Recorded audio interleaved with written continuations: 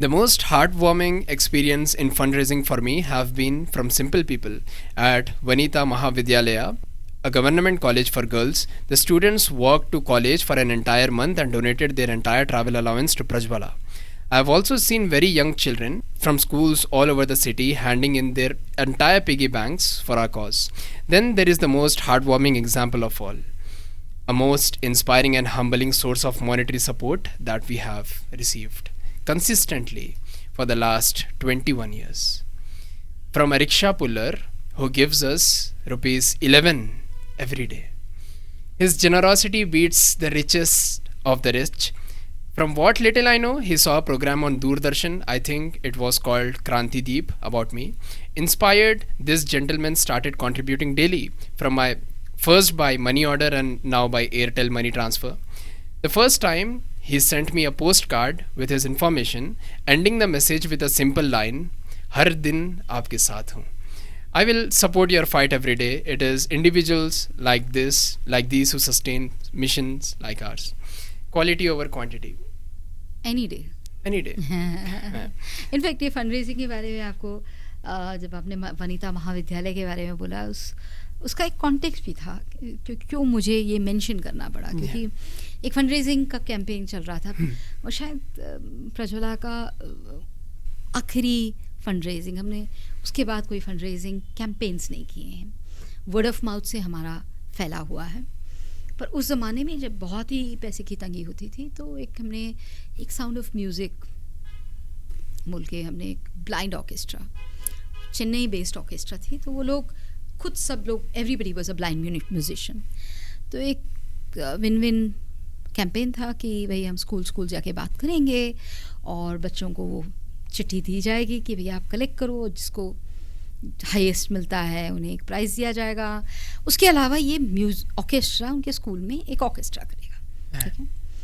तो ये लगभग सिटी के काफ़ी सारे स्कूल्स एंड कॉलेजेस में हुआ और सिटी के ही बहुत ही नामी दो बड़े नाम नहीं बताना चाहूँगी. ठीक है.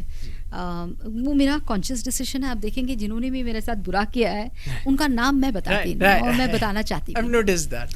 तो नामी दो colleges the most prominent colleges in both in the new city and the old city you know. तो वहाँ पे भी हमने प्रोग्राम ये किया था और सब कुछ बताया गया था. प्रिंसिपल्स को बाकायदा बताया गया कि भाई ये है model, this is a fund raising model, हम लोग इसलिए कर रहे हैं. तो हमारा जो कॉस्ट था, हमारे जो बच्चे हैं जिन्हें HIV हुआ है इनकी देखभाल के लिए पैसा हम इकट्ठा कर रहे थे और इनका जो कॉस्ट था ब्लाइंड लोगों को सपोर्ट करना. तो ये दो कॉज मिले हुए हैं. तो इसके लिए फंड रेज किया जा रहा है. ये ऑर्केस्ट्रा होगा, आपको इस तरह से फंड रेज करना पड़ेगा, उस दिन हम प्राइजेस देंगे. सब बोल के हम लोग गए. मुझे याद है कि ये दोनों कॉलेजेस में पूरा ऑर्केस्ट्रा मतलब बच्चों ने और मतलब बच्चे यानी लड़कियों ने इतने दे एन्जॉयड द होल ऑर्केस्ट्रा. उसके बाद ऑर्केस्ट्रा ख़त्म होने के बाद इन सब कुछ होने के बाद जब मैं उनके प्रिंसिपल्स के पास गई तो मैंने पूछा कि भाई आपने क्या कलेक्ट किया है हमको बताएं, जैसे कि अनाउंसमेंट. बोले हमने कुछ नहीं कलेक्ट किया. तो मैं तो बिल्कुल मैंने कहा ये the entire thing is only for fund raising. हम लोग थोड़ी आपका एंटरटेनमेंट करने के लिए आए हुए हैं. मतलब we are not here to कि वही ऑर्केस्ट्रा चलाने के लिए थोड़ी है हम लोग. We are not orchestra people and all that. Orchestra को भी आप बुलाओगे तो आपको पैसे दे के बुलाना पड़ेगा. तो फ्री में कौन ऑर्केस्ट्रा करता है आपके कॉलेज में. तो मैंने पूछा कि क्या है. बोली नहीं हम इतनी बड़ी लड़कियों को फंड रेजिंग करने के लिए नहीं बोल सकते. तो अभी तो हो गया है ऑर्केस्ट्रा. पूरा हो गया है और 1 रुपया दोनों कॉलेजेस ने नहीं दिया. उस दिन से आज तक मैंने ये 2 कॉलेजेस में मैं खुद, बेशक मेरे टीम मेंबर्स गए हों, मैं पैर नहीं रखती हूँ. ठीक है. And for me that is a very very important position. पर उसी समय में मुझे याद है कि वनिता महाविद्यालय में भी गए थे यू नो.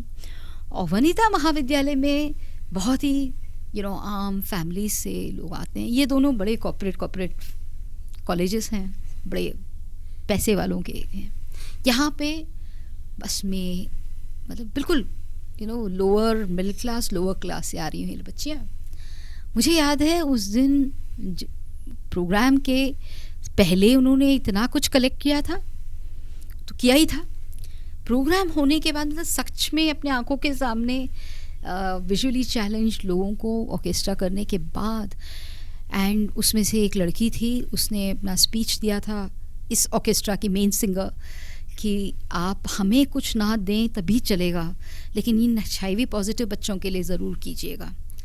और मुझे याद है कि उस दिन करीबन 800-900 बच्चियाँ थी, उसमें से कितने ही, I can't even give you the numbers, who came, उनके बैग में जितना पैसा था, महीने का बिगनिंग था, बस पासेस बनाने थे, माँ बाप ने पैसे दिए हुए थे, मेरे पास आके पैसा दे के, मैम हम लोग ना चल के आ जाएंगे, प्लीज़ आप ये पैसे रखो, यू नो।